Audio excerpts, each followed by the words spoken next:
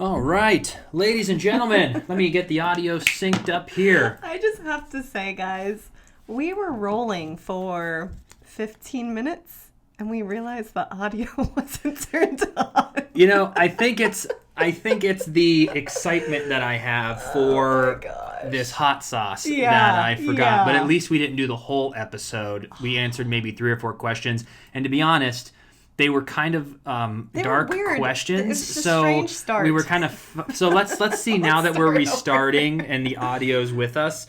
Let's see if the questions are a little more Fun uplifting. and fluffy. Yeah, it was real morbid about I don't know, just stuff. So we'll see how this game goes, truth or dab. But welcome everyone to the Freddie and Alyssa Show. If you're new to the channel, please subscribe, like, comment, all that fun YouTube stuff. If you're watching on Facebook, like and follow. If you're watching on or listening on iTunes or another platform and you want to give us a review, a 5-star review would be amazing. Love those 5-star reviews. Love them. And all of the reviews, the subscription, the likes, the follows. I know it kind of sounds goofy, but that really does set the standard when we're pitching for brands and guests and a lot of things that we're doing.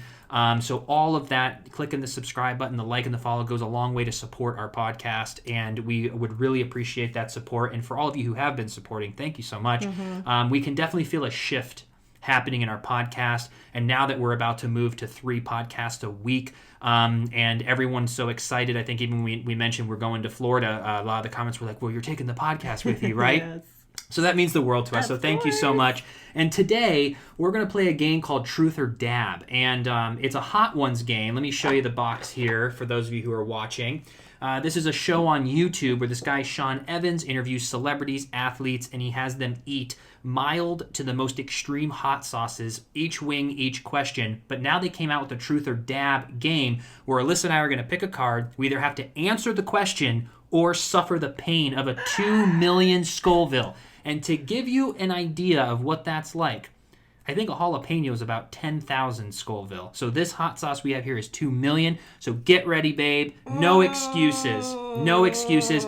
And though the first time we played this, the questions were a little dark. I hope they don't get dark. But I do want to share more about our lives. And some of these questions are going to help us open up stories that we might have not thought of. So let's hope the deck treats us well. Let's hope it treats us well. And you all can enjoy your weekend. I don't want them to walk away and be like, what did I will never have hot sauce again. I want to give a shout out to our new members. Yes, to our new producers. Jacob Pedersen, Issa, Anok, how do I say your last name? Enock. Enoch. Issa, Enoch. I know where is Issa. Everyone's like, Issa, it's Issa. Issa, Enoch, Kay Hensel, Vernon Hawthorne, Jess Parr, and Amber Slinger. Woo. And those are a few. We do have some more, but we're going to continue to give shout-outs on every podcast. If you want to become a member and get some exclusive content, including the Freddie and Alyssa Show spin-off, Fueled Up, which is starting this Monday. You can click the link below, or if you're on YouTube, you can click the join button, or on Facebook, you can hit support now. And the $10 a month contribution is really helping us grow. So if you want to contribute in that way, the join and the support now is the way to do that. So we appreciate all of you. Welcome, members. And now let's get into the eating of the hot wings. The hot wings. Or the hot cheese. Oh. Well, we didn't cook the wings because I was like, It's been a crazy day, a lot going on. Now, do you want to start? Let me ask you. You know what? You pick first. I think let's switch it up this time. Yeah. Give us some good juju. Oh, man. BFF trivia. Tell us the name of every player's first kiss. This is lame. Your first kiss? Oh, should I talk about that? Tell us the name of every player's first kiss. Oh, if you knew. Well, let's change it to the first kiss then. Okay, that's fun. Yeah. That's fun. Well, I guess my first kiss, I guess it was like kind of 2, because the first kiss was at a movie theater where I leaned over and I kissed her. Aww. And I sat back down and she was kind of like frozen, and I was like, sorry, we'll try that again later. And we finished watching the movie, and then I think we dated for like a month or something. I was like young, and then that was it. But I think my real like first kiss, her name was Kayla, and it was in the junior high, and we were in a closet at a party. Nice. And had little like 7 minutes in heaven like makeout session or something. and I kind of remember it. But yeah, it was in junior high. That party, I would say, is more of a first kiss. That is so funny because for me, it was literally the same. Like middle school, you're at a party. I think everyone was playing maybe Spin the Bottle. And there's this guy, Eric, and like we kind of had a crush on each other. And I guess, we picked each other. And the funny thing is that I was a little bit taller than him. And so I remember going in the bathroom. I was like, I'm so nervous. I've never kissed anyone before. He goes, oh, don't worry, don't worry. And I was like, but you're shorter than me. Like, how are we going to reach each other? And he's like, oh, don't worry. And he got up on the toilet. And that was my first kiss. And what's funny about that is we put that in the movie Unplugged. Yep. We had the couple. There's basically this one girl. Basically, we kind of wrote her based on you, where she's was in high school, was a theater girl, did a morning announcements, and then she went on to be an influencer and content creator and podcast, and she's back. And then the guy she used to date, they were reminiscing about stories, and they tell that stories, and they were picking on him in school. They're like, oh, you didn't hit your growth spurt, and you had to stand on the toilet, and so we added that into the movie. And then it came back in the end of the movie too. Yeah. Which we won't give it away. Yeah. We'll see whatever happens with it. We'll see if we can. Yeah, and a side note on the movie Unplugged, for those of you who don't know, we wrote an ensemble comedy that we've been pitching for a year. And someone asked in another interview I did on Dish and Days, they're like, what's going on with Unplugged? And we initially were going to shoot a trailer back in March.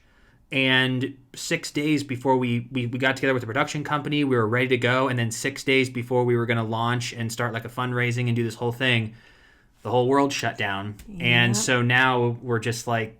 sitting on it. We're sitting on it. So we're still pitching it in the sense that we're going to email and do it traditionally, but we're not going to go and shoot a trailer now because we're not going to have the budget to do the safety thing. Yeah. So it's all on hold right now.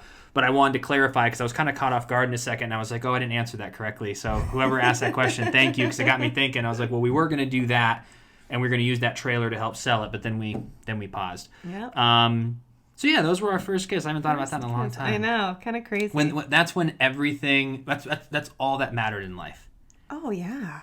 When you were like, just your social circle. Oh, when you like someone and you go to school, it made school so much better. Yeah. When you see them in the hall between like third and fourth period, you're like, I'm going to see them in the hall. You're going to like. I'd always put my lip gloss on and be like, okay, just get yourself together.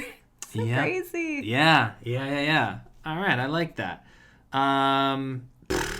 What? Well, this is a good one. Oh no. Are you a Democrat or Republican? Justify why. I don't talk about politics. Oh, baby. You put that. You said I was set up. I did not set you up. Okay, I'm just gonna start with a little bit. All right, hold on. Let me see what you have there. Come on. No. There, that's just a little bit. Freddie Smith. And here's the thing. Before you take that, interesting enough that this just came up because we talked about this earlier, and we're open to talking about anything on the podcast, but there's 3 things we don't touch, and it's celebrity gossip, politics, or sex. Yeah.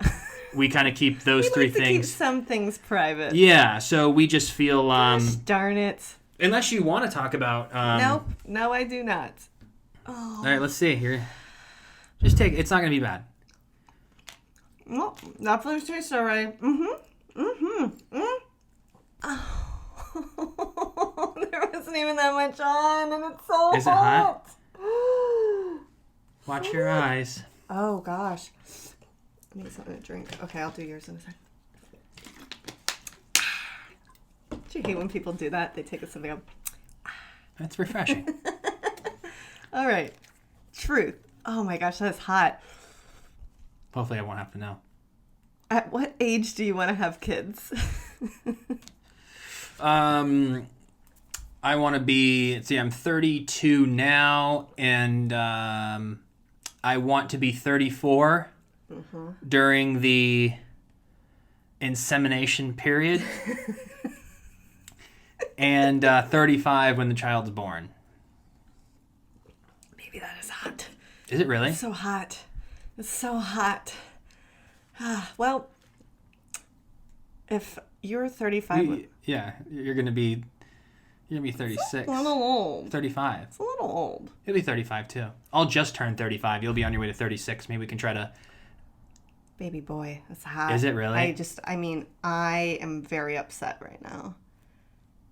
Ask me more questions. Oh, man. Better not be a hard one. If you could only have one best friend, who is yours? No. Freddie, you're my best friend. That's who.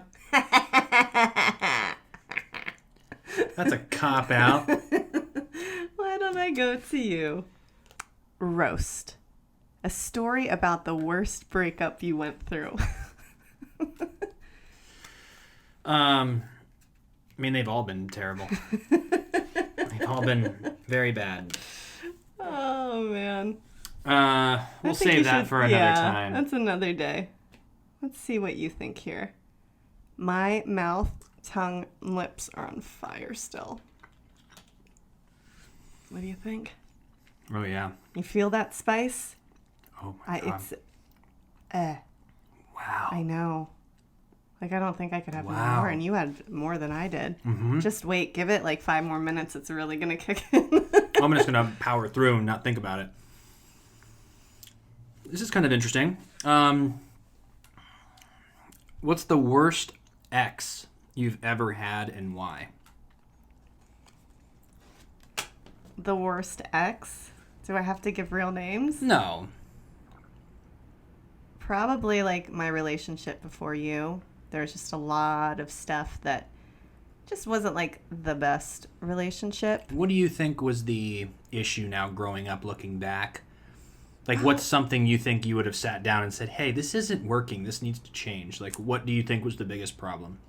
There was just a lot of lack of communication. What's an example? My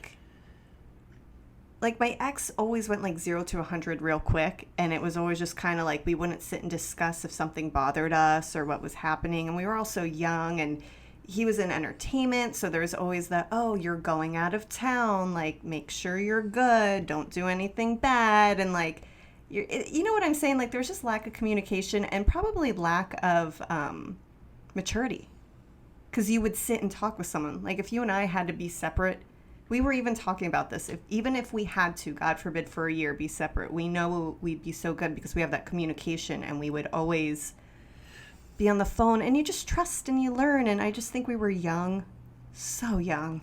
It's hard to be within the first year and then trying to do a lot of traveling apart. You can't If there's do a that. different, your first year to 2 to 3 years, you almost need to be together. Yeah. To now we've built we could still enjoy each other, even though I wouldn't want to go a year without being able to see you. that'd be But I'm horrible. saying that we would have a way better shot of being able to pull that off, and would pull it off, compared if it was our 8th month in. Absolutely. Couldn't agree more. Because Because- there's foundation. Yeah. And we've grown up together. Yeah. We literally have grown up together. So we both kind of know and look at the situation. We're like, well, this sucks, but Yeah. we'd make it work. We'd figure it out. Yeah. I think that's the thing. With exes, they're an ex for a reason, and But you learn from them. And you take things from that relationship that you're like, well, I'm not going to do that again. Yeah. Let me make sure this next relationship's good.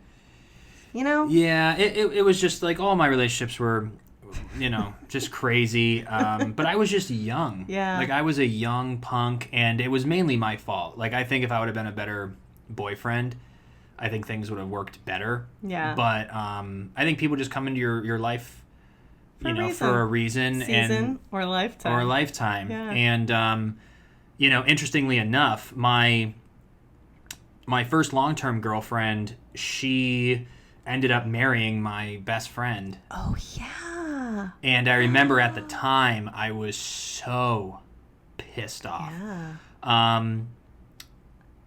And so essentially, I'll actually share this story. Yeah. I'll share the story. I forgot about that. Yeah. So my first serious girlfriend I met when she was a senior. I was a sophomore, and Older lady. older lady. Still going for older ladies. I'm not that much older, but. Yeah, but I just and she went off to college locally, but was still an hour away, and we just fought all the time as we were both growing up. And she ended up moving out to Los Angeles. And so I moved out here by myself. We broke up. I moved out here by myself. I met Mio. Him and I moved in together. A year later, my ex, I was like, hey, we should get back together. Like, do you want to get back together? Like, you should come out here and move. So she moved out here. So when I was 19, me and Mio and my ex lived together. And we worked separate for a while. And then she ended up getting a serving job at Outback. And she ended up helping one of my buddies get a job at Outback. And Outback was making so much more money than working at American Eagle. But she was like, I don't know if we should work together. We're going to be spending too much time together. And I was like, well, I really need the job because I need to make more money. And so we ended up working together and living together. And we just like collided. And then we ended up breaking it off, but still worked together. And she still lived out here. Oh my gosh. But I was off doing my thing. She was kind of doing her thing. And then my best friend that I went to high school with, like one of my like best friends that I thought for sure would be in my life forever, he broke up with his fiance. And we were like 19, so he got engaged early. And I said, dude, I was like, you got to come out to California for 2 weeks. Like, come on out. Like, you know, just you let your wounds heal. I want to say she might have even cheated on him. I don't know. I forget. But I was like, come out for 2 weeks. So he came out for 2 weeks. But within the first couple days, there was like this weird thing going on. And I ended up finding out in Vegas because I was still kind of hanging with my ex. So we went to Vegas with a few friends and my buddy. And they were just acting really strange. And it finally came out that they had been like seeing each other after we broke up. But she was my girlfriend for 4 years, 5 years. And I flipped out. I kicked him out of the apartment. And he went and stayed with her the rest of his trip. Oh my God. And so for like bad. so for like the first year of that, I was just livid. Like so pissed off. And then as I grew up and as they got closer, like I'm completely over it and happy for them because I remember who they are as people. Sure. She's a wonderful person. He's a wonderful guy. Sure. And if I ever saw them, I would love to say hello and hang out, you know, but like I was really upset for like a good year, but now when I look back, I'm happy for them because they're both great people. We definitely weren't right for each other.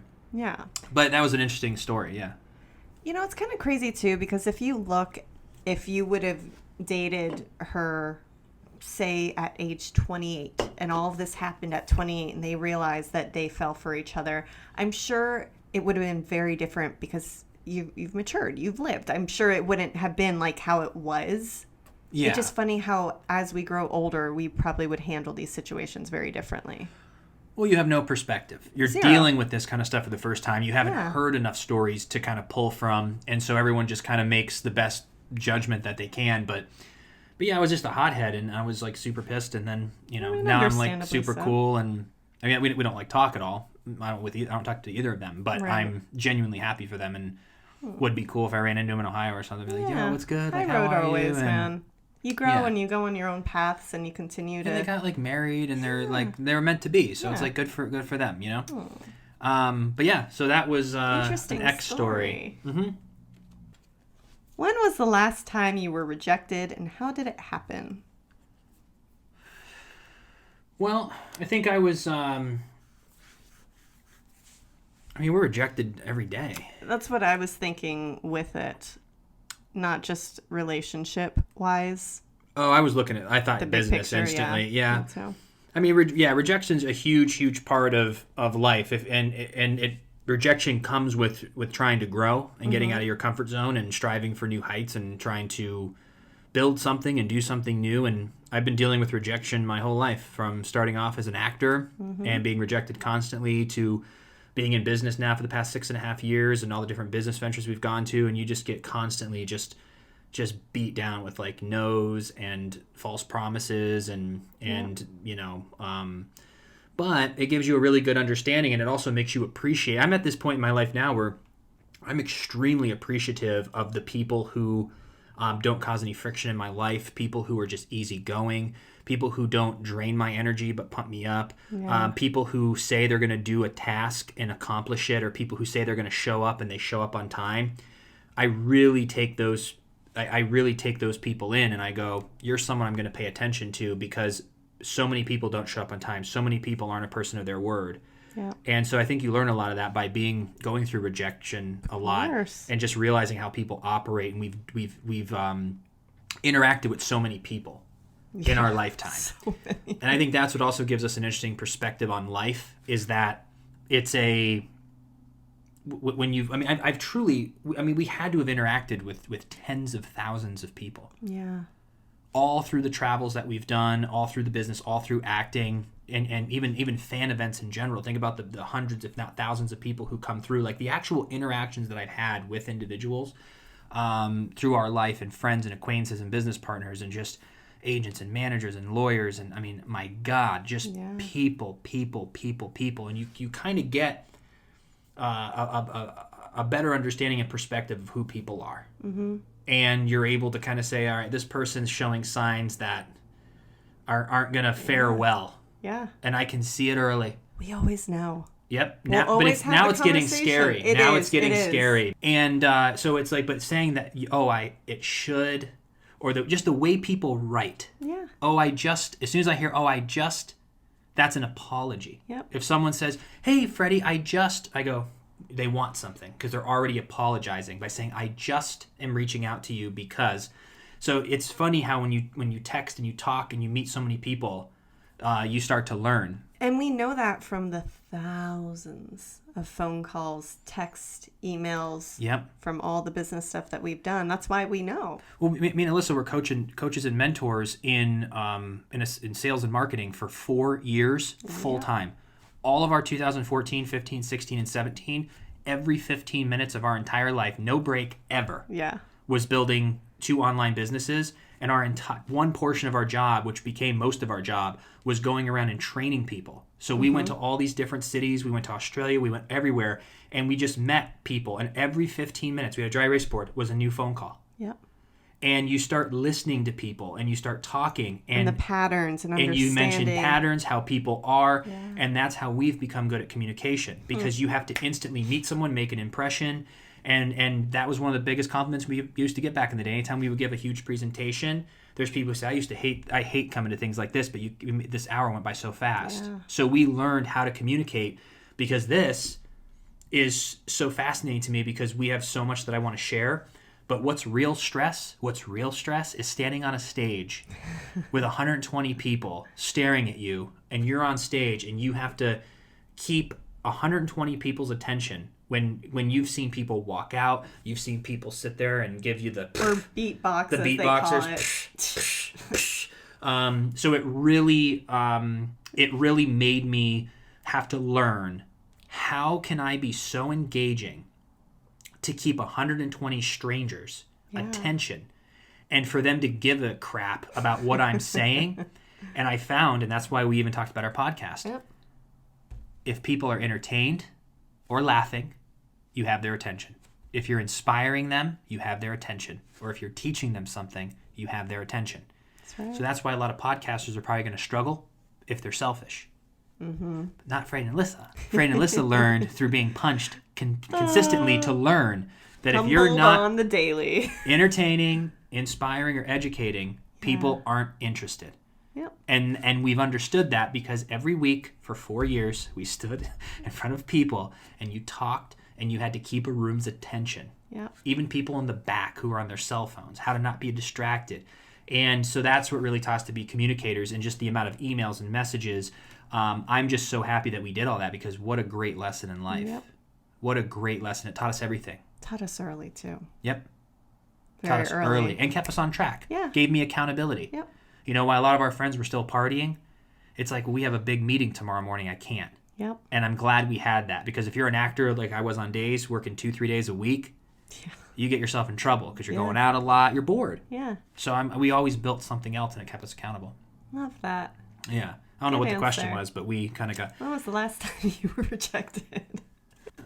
Who in this room has the worst personal style? You. I do have a new shirt on. Listen, I think you have great style, but... I just did. I think mine's better? Yeah. Perhaps. I actually am just in this lazy, like, Adam Sandler phase for the past 6 years of my life.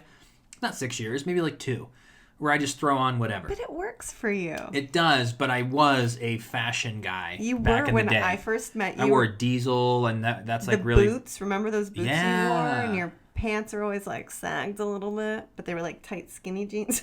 Yeah.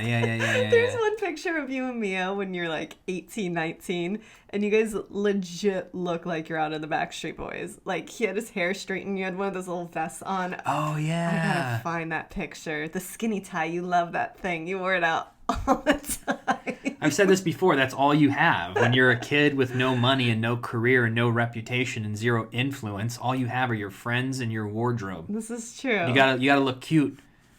You gotta be charming and cute to get people's attention, because you can't use you're not knowledgeable yet. You have no career, no reputation, no influence, no money.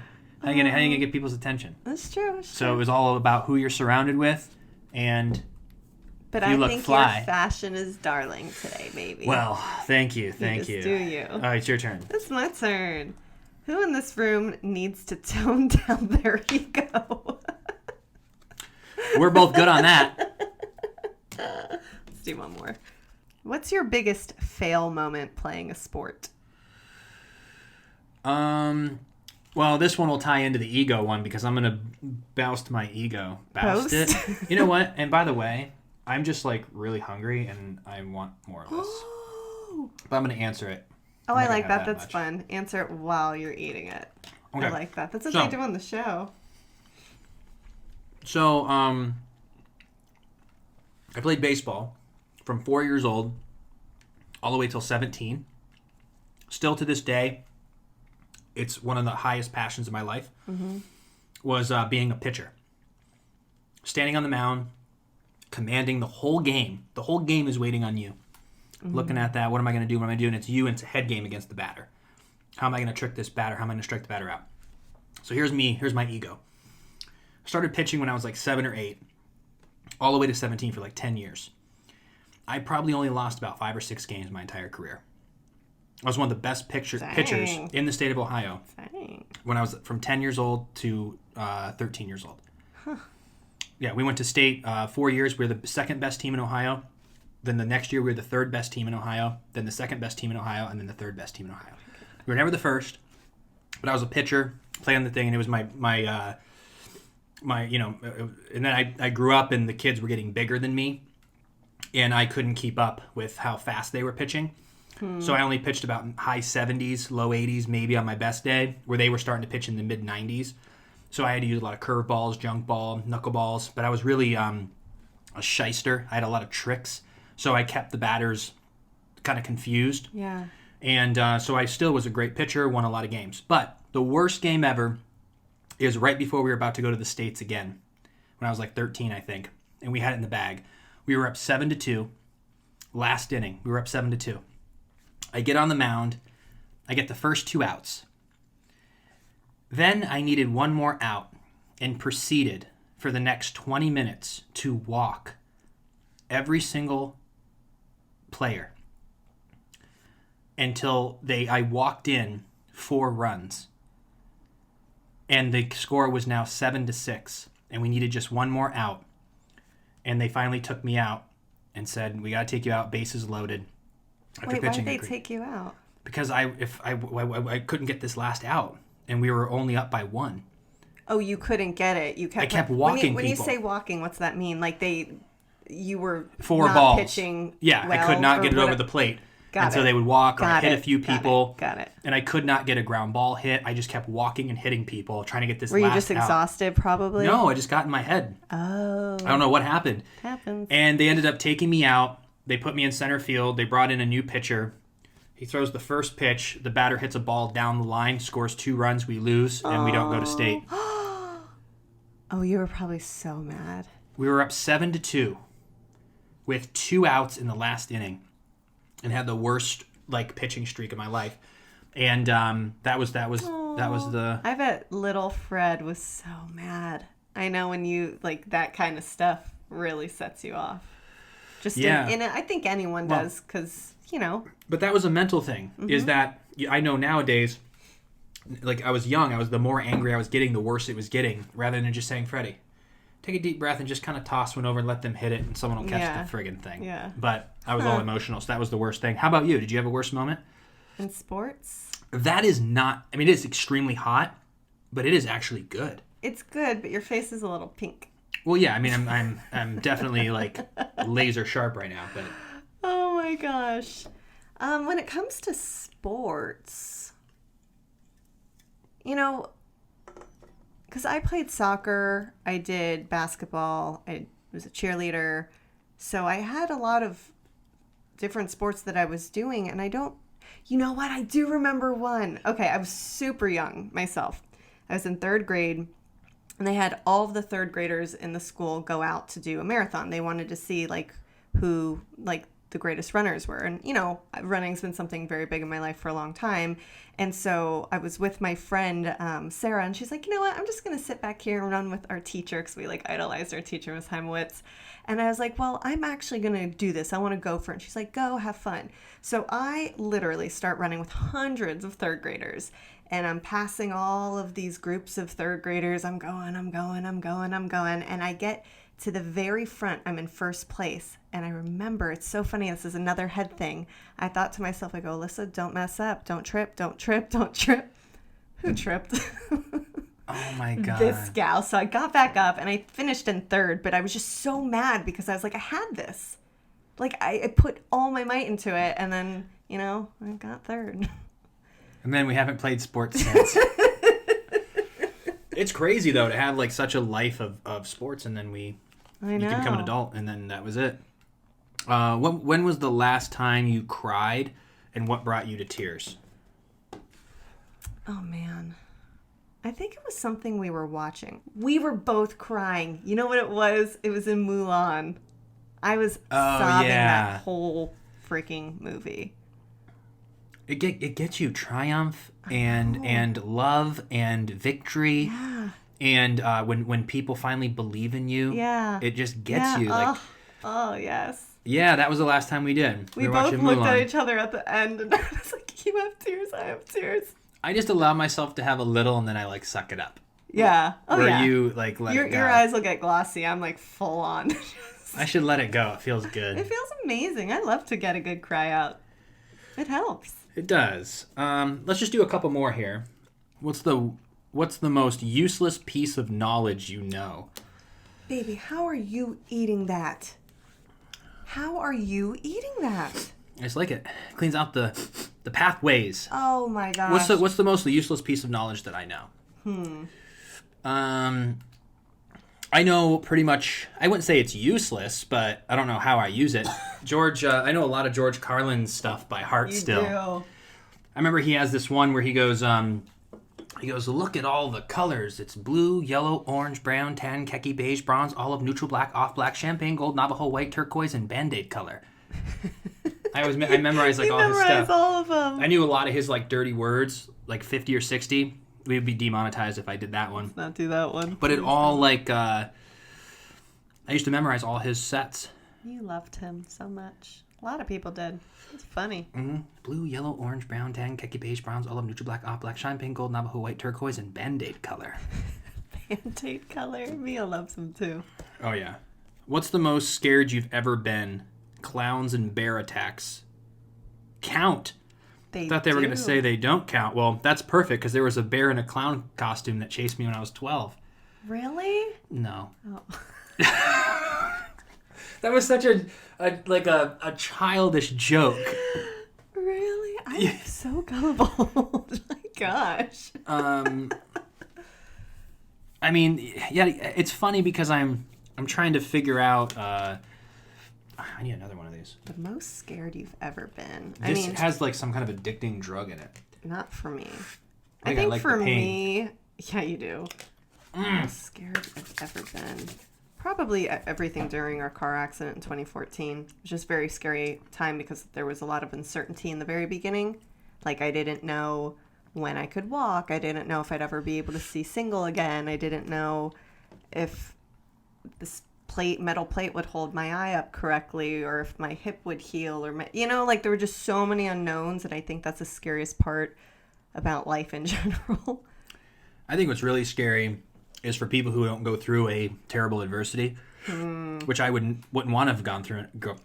You want people, even when we have kids, you don't want them to feel any pain. But when we literally went through this car accident, because I was under the influence, I was charged with a felony by the state of Ohio. That's on my record forever, which creates terrible problems for us. Was on probation. We were going to court. There was a lot of like scary things there. All while I was in the hospital. All while you were in the hospital. So much stress on both. But you being healing correctly, you're terrified. And what's interesting is everything I thought I cared about went away. Mm-hmm. Like all the little things that everyone's listening to, or everything that you have right now in the back of your mind that you're going through in your life, these little things. Yeah. If something, and God forbid, we don't want anything bad to happen, but if something bad happened to someone you love, the fact that you're 3 days late on a bill, or that your one friend wrote you a text that pissed you off, or these little stupid things we care about. You don't sweat the small stuff. It was a weird time that when you were in the hospital for those 3 months, it was the most free I ever was of my overthinking, my anxiety, because nothing mattered. I didn't care about anything. Yeah. All I cared about was getting you healthy and getting through this. And then we found out 9 months later, or a year later, that our business manager stole a ton of money. We went into debt. We lost everything. And when you hit rock bottom and you lose everything, you were still getting surgeries. It was a really, really bad time. 2014, 15, and 16 were terrible. We've talked about that before, but it defined our life, because now when you lost everything and you go through those kind of situations, you're almost not afraid of anything anymore. Yeah. Because it's like, yeah, you could lose everything, but you're like, we were fine. We'll come back. I think that's why you and I are so open-minded about so many things, and being able to pivot and change our mind, or, oh, you guys can't go here, we'll go there. Whatever it is in life, we're really open to things changing because we're so used to that. Yeah. Because of everything we've gone through. We're like, well, this is no big deal. And life goes on. That just becomes your new normal. Yep. So it's kind of like the things we fear the most. We sit around and we worry about it, but if they ever happen, you have to deal with it. Mm-hmm. And it's not that bad. I mean, I never want to lose everything again. I never want to get into a car accident again. I hope not. But we are going to lose people that we love. There's going to be things that happen in life, and anytime I start getting overly anxious, or I start putting too much weight and power on these stupid little things, I just kind of think about, would I care about this if I got the worst phone call in my life in 10 minutes that someone I love died or something? You wouldn't care. So it's like, well, then stop worrying about it, Freddie. Yeah. Like, just knock it off. It doesn't matter. It's important to work hard. It's important to care about things. Of course. That's why you're anxious about them. But it's not the end of the world. Like, just enjoy. And so I've been putting a lot of work in. That's the last thing I feel like I need to just, like, click everything in place. I feel like I've grown so much, but I have to learn to stop overthinking and just live more in the moment. I know. But I'm just constantly just like I learned that I can do two things at once. So there's even times that I'm doing something, I'm thinking about something else, and I'm, so I just got to learn to live in the moment. I'm getting better at it. I think so. Your brain's always going. Yeah. Going. I'm not really afraid of anything. If anything, I just really want the best for others. Mm-hmm.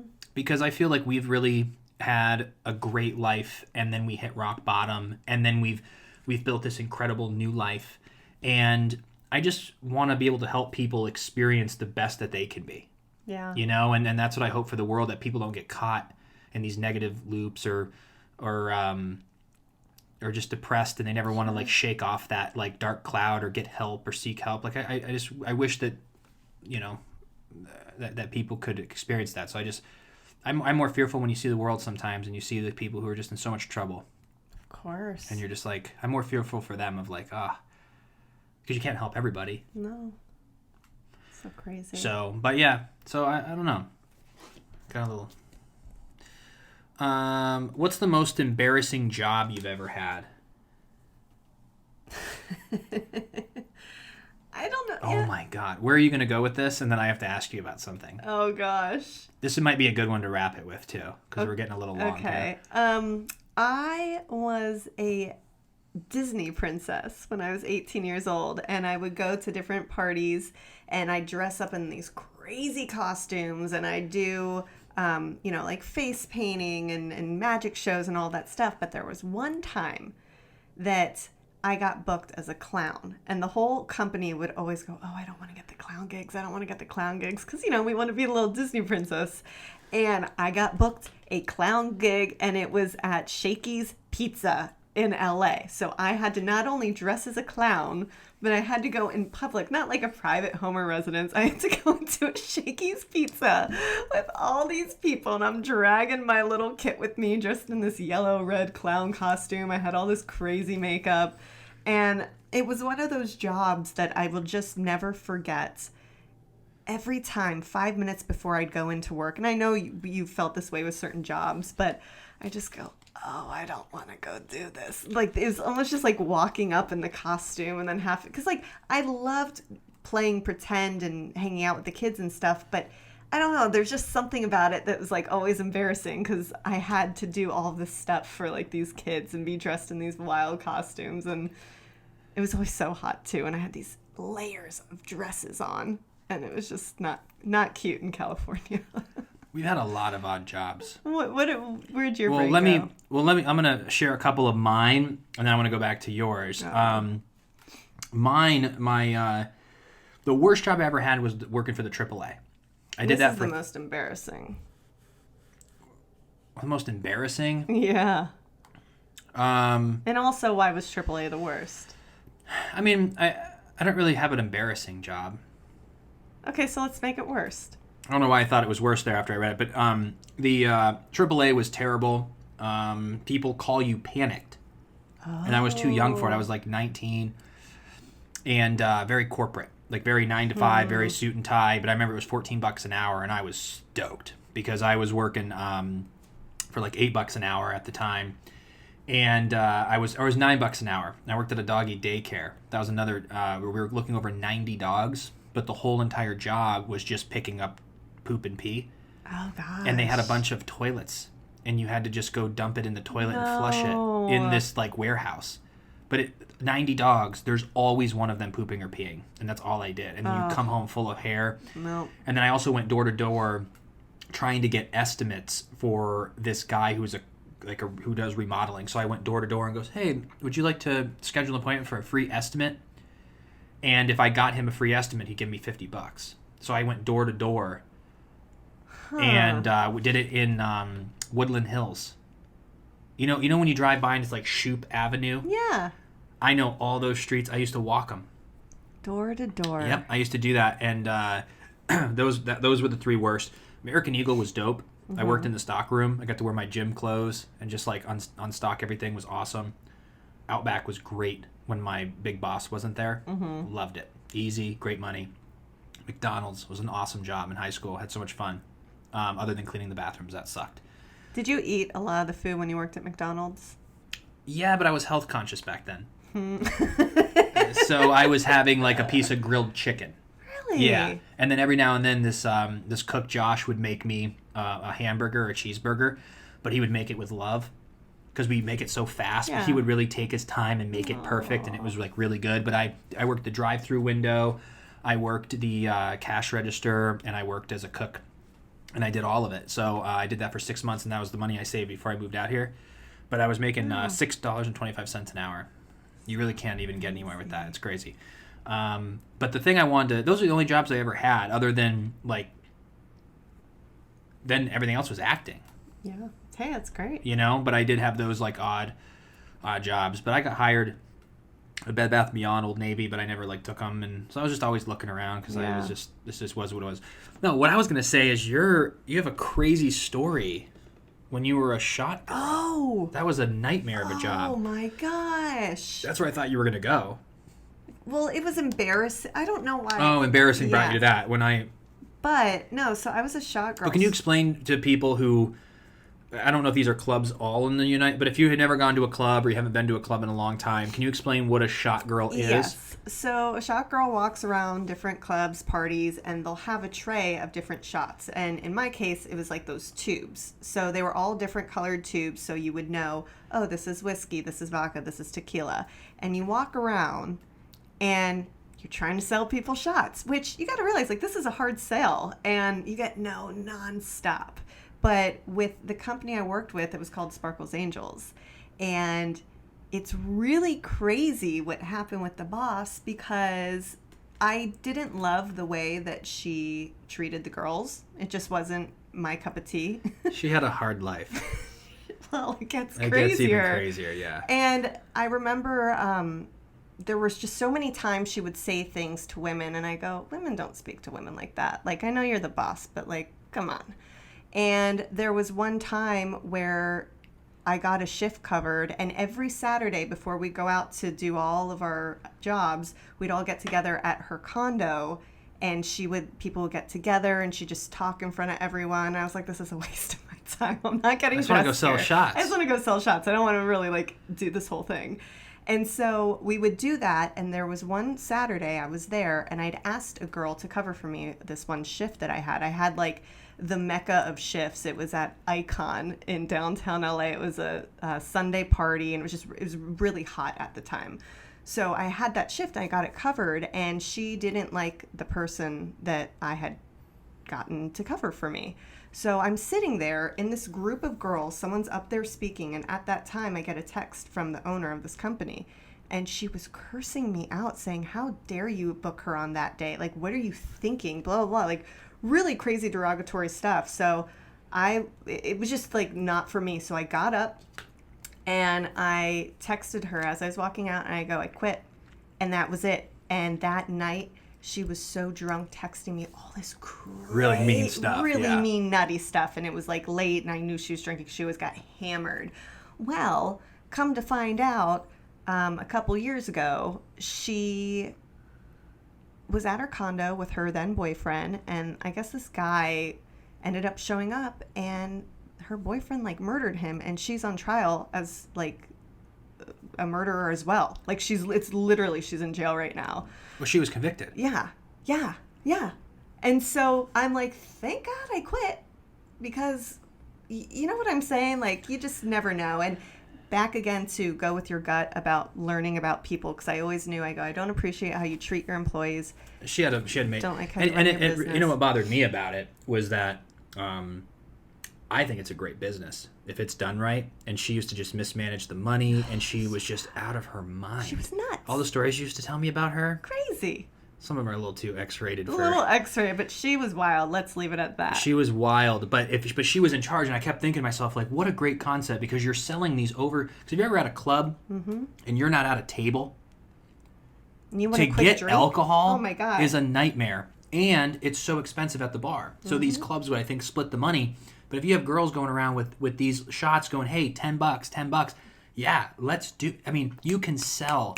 Yep. What a great business, and she like screwed it all up. But I remember thinking to myself, that's a really great business. Well, what's crazy too is a lot of people will be like, yeah, I'd love to get a shot. Let me buy you one too. But as a worker, you can't go and get like wasted when you're working. So anytime they'd buy you a shot, they would purchase it, but you pick up a tube that was water.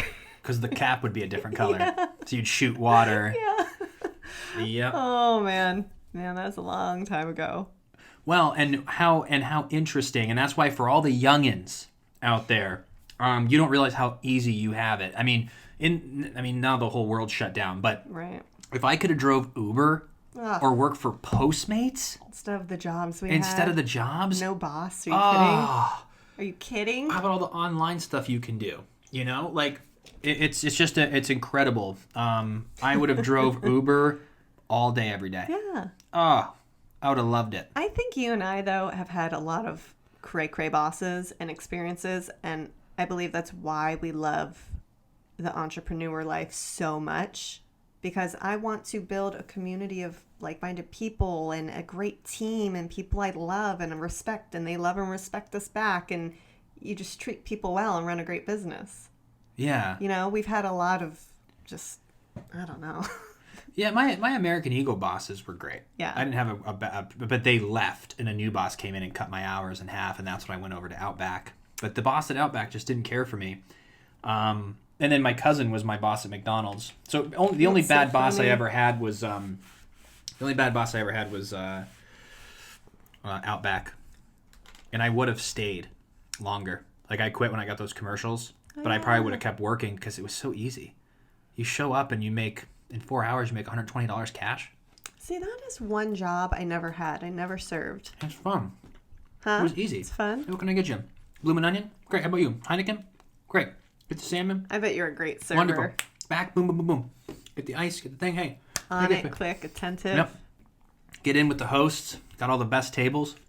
I don't know if I think I might have told this story in the podcast before, but I played a waitress on the client list years ago. And when we were shooting it, after my first take, I was in an actual restaurant.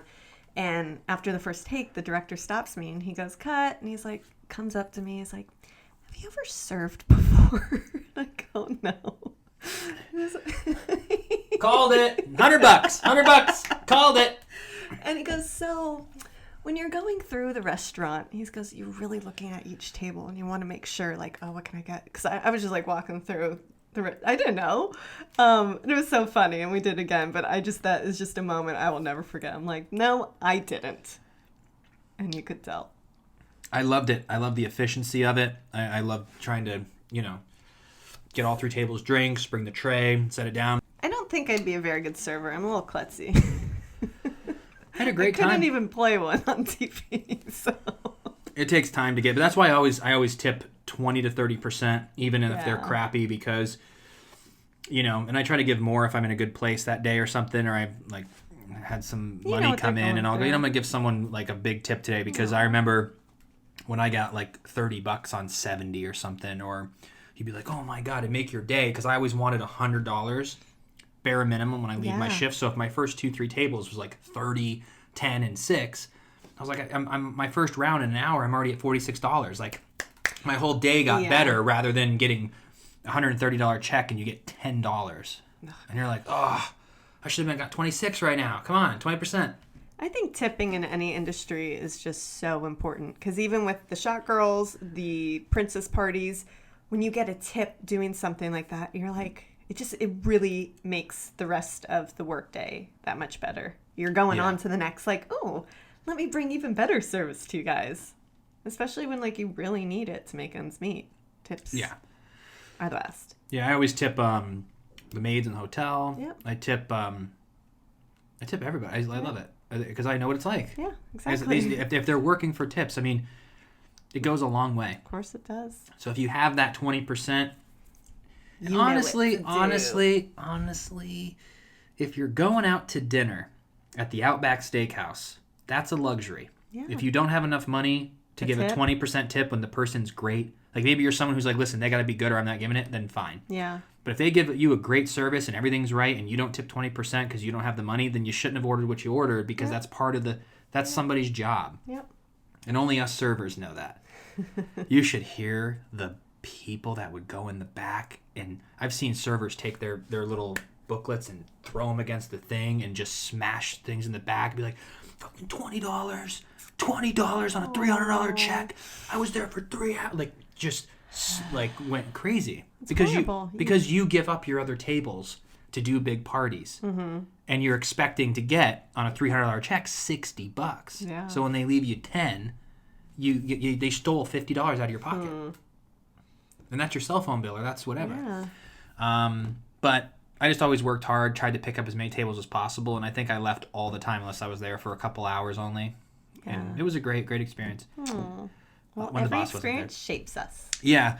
We have a bunch more. Maybe we'll do it again sometime. This kind of like sparked some cool, interesting conversation. And but yeah, we'll be here now. Our new schedule. This is it. Yes. This is the kind of the last episode of the Freddie and Alyssa Show 2.0. Now we're starting the 3.0 version, where you're going to get 3 podcasts a week, and right here on YouTube, Facebook, iTunes, and all of that. So we're excited to bring you just Love more it. episodes. Thanks for playing with us, guys. Yeah, and the sauce actually is not too bad. It's questionable. It's actually debatable. It's debatable. It's hot. All right. Well, have a great weekend, everyone. We appreciate you, and we'll talk to you soon. Love ya.